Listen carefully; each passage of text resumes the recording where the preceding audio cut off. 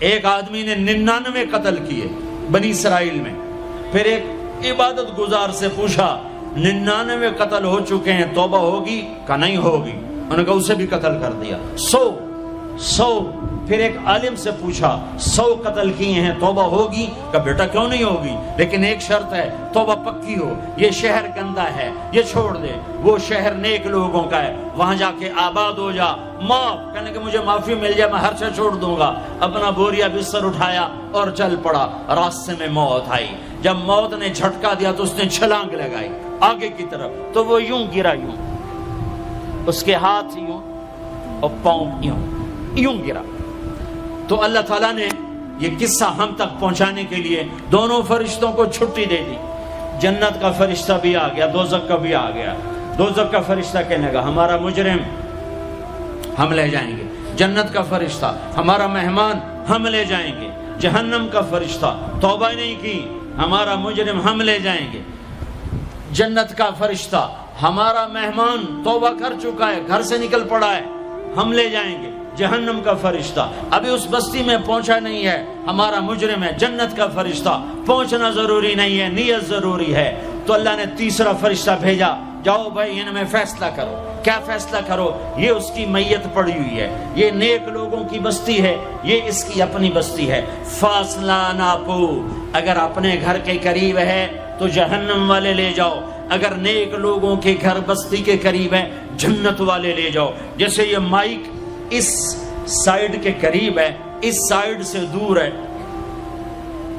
یہ یہاں گرا پڑا پانی، یہ یہاں گرا پڑا تھا، گھر کے قریب تھا اور نیک لوگوں کی بستی سے دور تھا.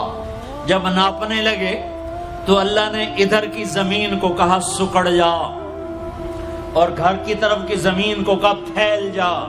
جب پیمائش ہوئی تو اپنے گاؤں سے دور اور نیک لوگوں کے گاؤں کے قریب ہو گیا. تو اللہ نے فرمایا چلو ہمارا مہمان ہے جنت. توبہ سے نہ گھبراؤ، میرا رب کہتا ہے پوری دھرتی گناہوں سے بھر دے اور آسمان تک گناہوں کو لے جا. ایک دفعہ کہہ دے یا اللہ میری توبہ تو سارے معاف کر دوں گا. تو بھائیو ہاتھ جوڑتا ہوں، آؤ ہم توبہ کریں. نیت کرتے ہو؟ حکومتوں سے آس بھی ہٹا دو، گلا حکومتوں کا گلا بھی نہ کرو. اس سے کیا فائدہ ہوگا؟ ان پہ امید نہ لگاؤ کہ وہ اس قابل ہی نہیں. ہاں اس پہ آس لگاؤ جو شارک سے زیادہ قریب ہے.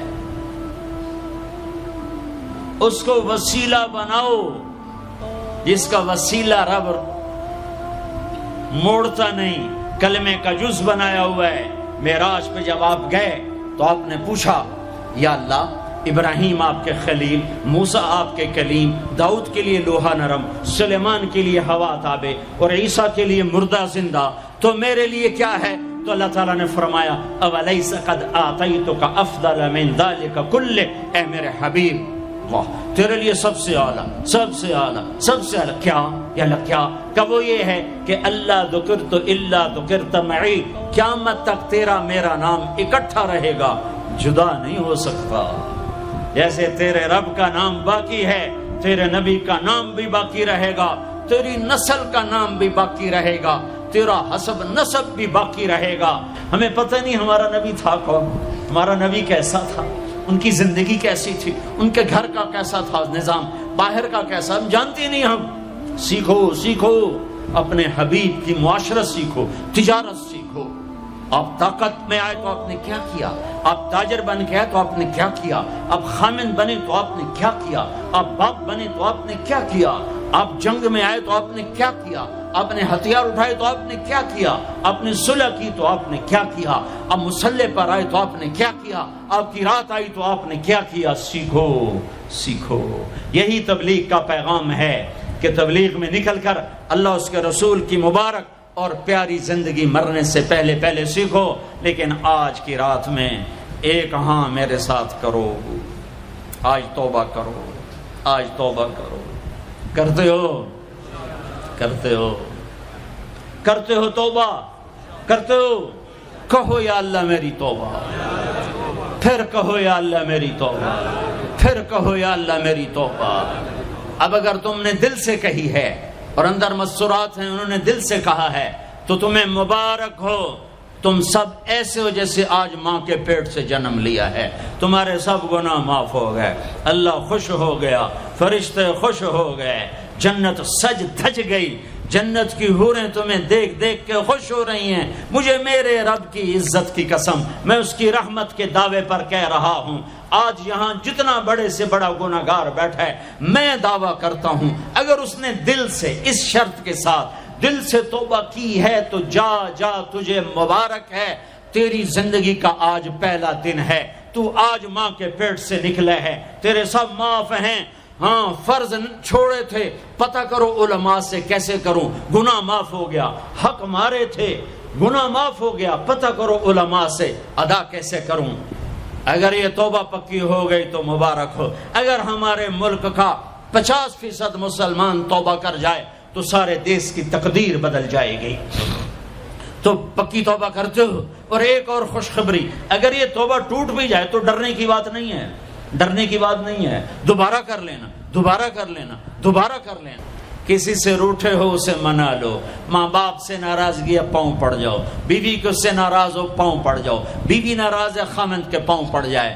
سب سے زیادہ خوشی اللہ کو میاں بیوی کی صلح پر ہوتی ہے۔ میاں بیوی لڑے ہوئے ہوں اور آپس میں صلح کر لیں تو اس پر اللہ ان کے پچھلے سارے گناہ معاف کر دیتا ہے۔ اور شیطان کو سب سے زیادہ خوشی اس بات پر ہوتی ہے کہ دو میاں بیوی آپس میں لڑ پڑیں، کہ اس سے پوری نسل برباد ہو جاتی ہے۔ اپنی اولاد کے لیے حلال کماؤ، حلال چھوڑ کے جاؤ، حرام چھوڑ کے نہ مرو کہ ساری زندگی کانٹے چنتے پھریں گے، ساری زندگی کانٹے چنتے پھریں گے۔ تو نیت کرتے ہو سارے بھائی ایک دوسرے کو معاف کرو، اور جو ہمارے بھائی جرائم میں گرفتار ہیں ان کے لیے بھی دعا کرو، میرے نبی کے امتی ہیں، دعا کرو، دعا کرو کہ اللہ ہمارے بچوں کو اگر وہ چھوٹے ہیں، ہمارے بڑوں کو اگر وہ ہمارے عمر ہیں، اللہ ان کے ہاتھوں سے ظلم کی بجائے عدل کروائے، اللہ ان کے ہاتھوں سے تباہی کی بجائے آبادی ان کے ہاتھوں سے کروائے، اور اللہ تعالیٰ ان کو بھی توبہ کی توفیق دے۔ وہ بھی ہمارے ہیں، ہمارے ہیں، ہمارے ہیں، ہم ان کے لیے بھی دعا کریں گے، ان کے لیے بھی دعا کریں گے کہ اللہ ان کو جہنم کی آگ سے بچا لے۔ درود شریف پڑھو۔ اللہم لک الحمد کما انت اہلہ فصل علی محمد کما انت اہلہ وفعل بنا ما انت اہلہ انک اہل التقوی و اہل المغفرہ، انک اہل التقوی و اہل المغفرہ۔